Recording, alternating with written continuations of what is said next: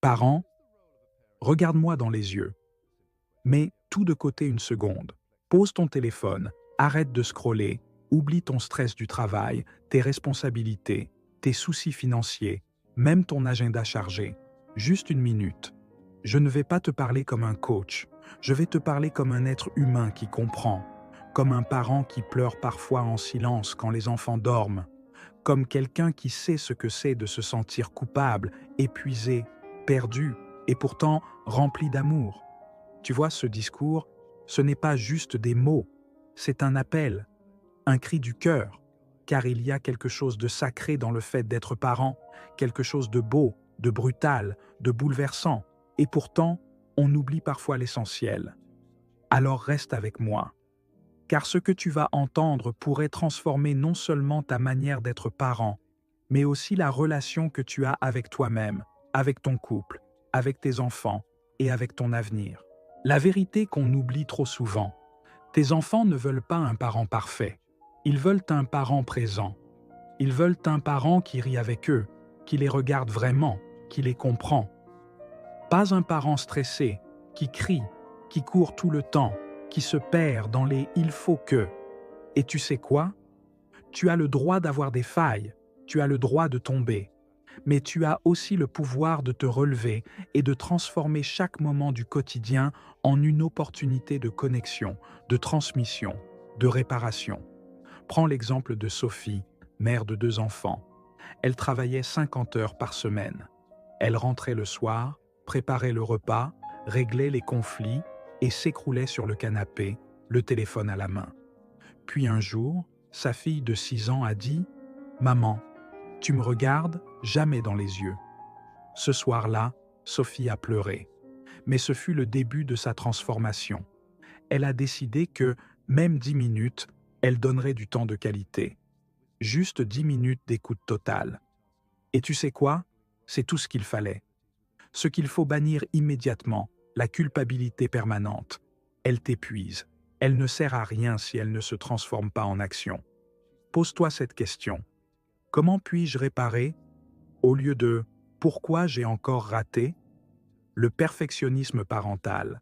La quête du parent parfait est un poison doux. Il t'éloigne de l'essentiel, la relation, les comparaisons. Que ce soit sur Instagram, à l'école ou dans ta tête, elle mine ta confiance. Ton enfant est unique, et toi aussi. Les menaces et les cris comme outil principal. Créer la peur pour obtenir l'obéissance, c'est créer une distance dans le lien. Le temps dérobé par le téléphone ou le travail en excès, mette-toi une alarme. Un moment par jour, 30 minutes sans distraction, juste eux, rien d'autre. Tu verras, c'est magique. Les meilleures méthodes d'organisation pour créer une vie familiale sereine. Le planning familial visuel, achète un grand tableau blanc, note chaque jour les tâches et les temps de qualité. L'enfant aime savoir ce qui vient. Il se sent rassuré, impliqué. Les routines sacrées, petit déjeuner du samedi en pyjama, lecture du soir sur le canapé, bain musical. Ces petites choses deviennent des grandes mémoires. Le temps pour soi dans l'agenda. Bloque du temps pour toi, sans culpabilité, une promenade, un bain, un café seul. Tu es un meilleur parent quand tu es un humain entier. La gestion des écrans. Instaure un panier à téléphone pendant les repas. Crée des moments zéro écran où la parole redevient reine. Le débrief familial. Dimanche soir, chacun partage un moment de gratitude, une difficulté et un souhait pour la semaine. C'est simple, mais tellement puissant. Des sources d'inspiration puissantes, les livres qui transforment. Parler pour que les enfants écoutent, écouter pour que les enfants parlent, de Faber et Maslich, La discipline positive, de Jane Nelson, Parents épanouis, enfants épanouis, de Lawrence Cohen, Les mentors de la parentalité bienveillante, Catherine Guéguen, Isabelle Filiosa, Thomas Dansembourg. Les citations qui ancrent, ce n'est pas ce que tu dis à ton enfant qui compte, c'est ce qu'il ressent quand tu es près de lui. Sois le parent que tu aurais aimé avoir. Un enfant n'a pas besoin d'un parent parfait, il a besoin d'un parent vrai. Des exemples concrets pour reconnecter avec tes enfants. Le matin, Approche-toi de ton enfant, regarde-le dans les yeux et dis calmement « On va le faire ensemble, ok ?» Quand ton enfant fait une crise, mets-toi accroupi. Dis « Je suis là, tu as le droit d'être en colère ». Chaque soir, demande « Quel a été ton meilleur moment aujourd'hui ?» Et le moins bon, crée un carnet de gratitude familiale à remplir ensemble chaque soir. Instaure un rituel d'amour avec une phrase spéciale du soir.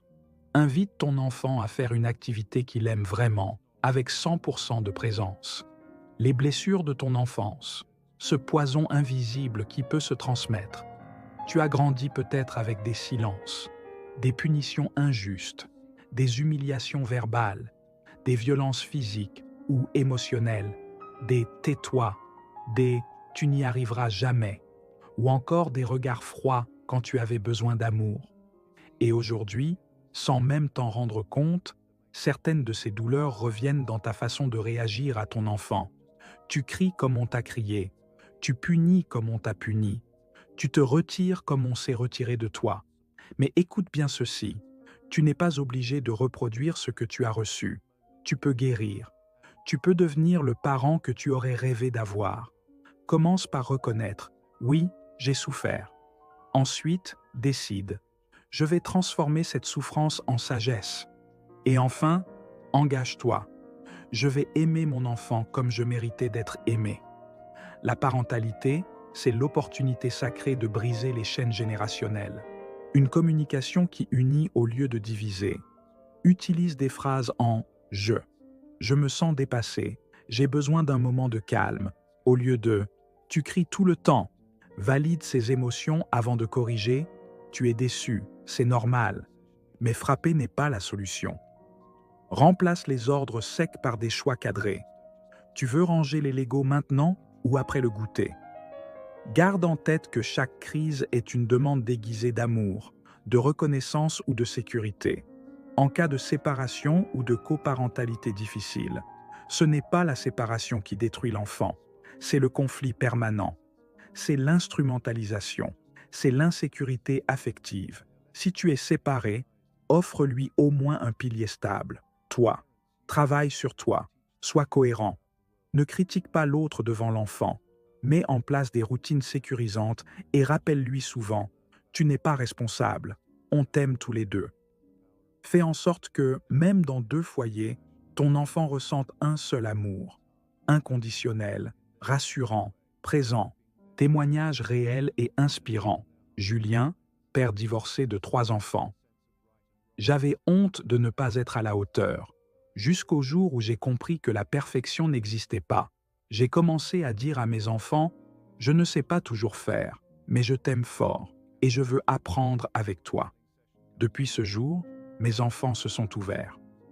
Fatima, mère célibataire. Entre le travail et la maison, je n'avais plus d'énergie. Puis j'ai instauré le rituel des 5 minutes du cœur. Chaque soir, chacun partage ce qu'il a sur le cœur. C'est devenu notre phare. Claire et Marc, en recomposition familiale, on a compris qu'avant d'imposer des règles, on devait créer du lien. On a fait une journée entière sans téléphone à faire des jeux de société. Nos enfants nous ont dit « On veut recommencer demain ».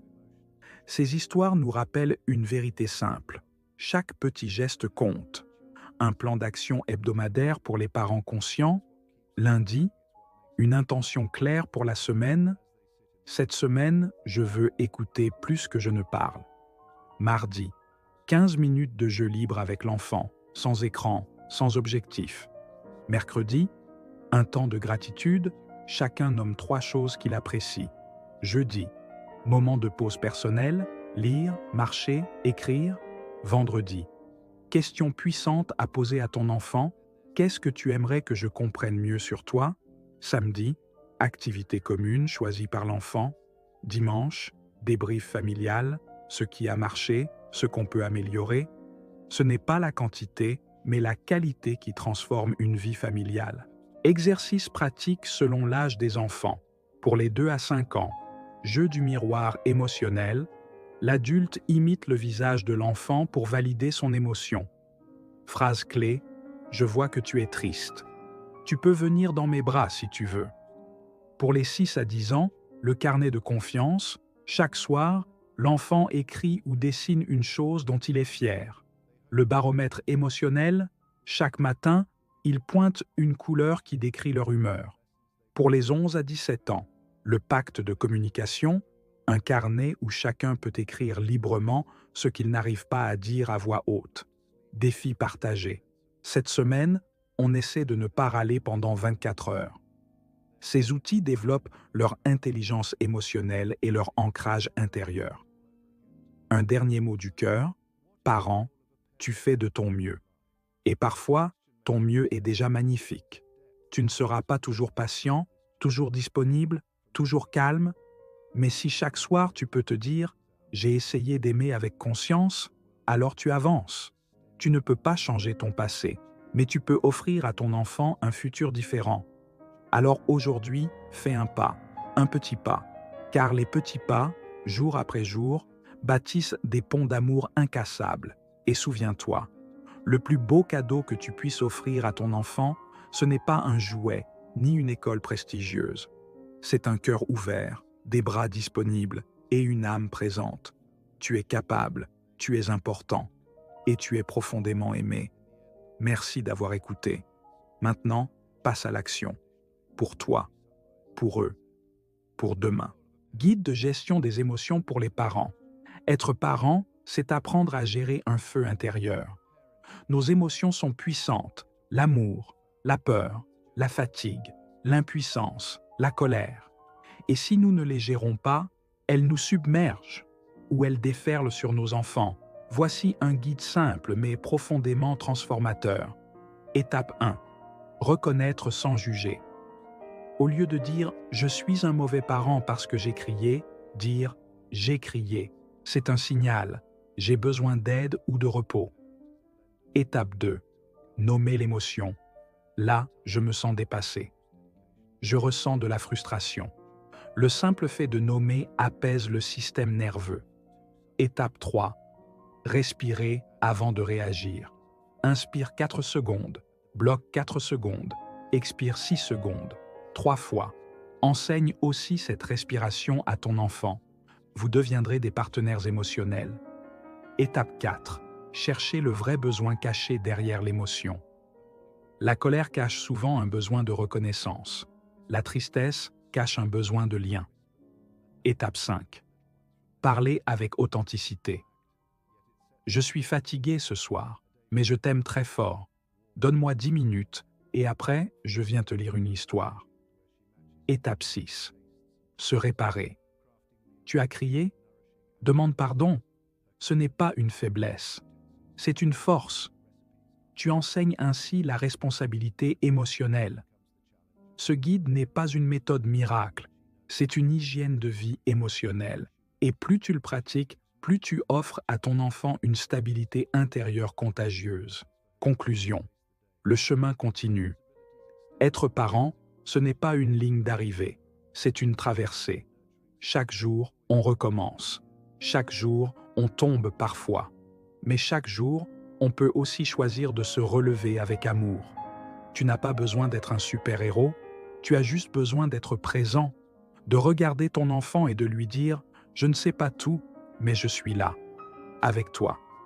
Souviens-toi, ce n'est pas l'intensité d'un moment exceptionnel qui construit ton enfant, c'est la régularité de ta présence imparfaite mais sincère. Merci d'avoir écouté jusqu'ici. Merci pour ton courage d'être parent. Merci pour chaque geste que personne ne voit, mais qui construit un monde meilleur. Maintenant, que choisis-tu de faire avec tout ce que tu viens d'entendre? Ne laisse pas ces mots s'évaporer. Transforme-les en action, en rituel, en regard bienveillant, en choix quotidien. Parce que ton enfant ne cherche pas un parent parfait. Il cherche un parent vrai. Et ce parent, tu peux l'être.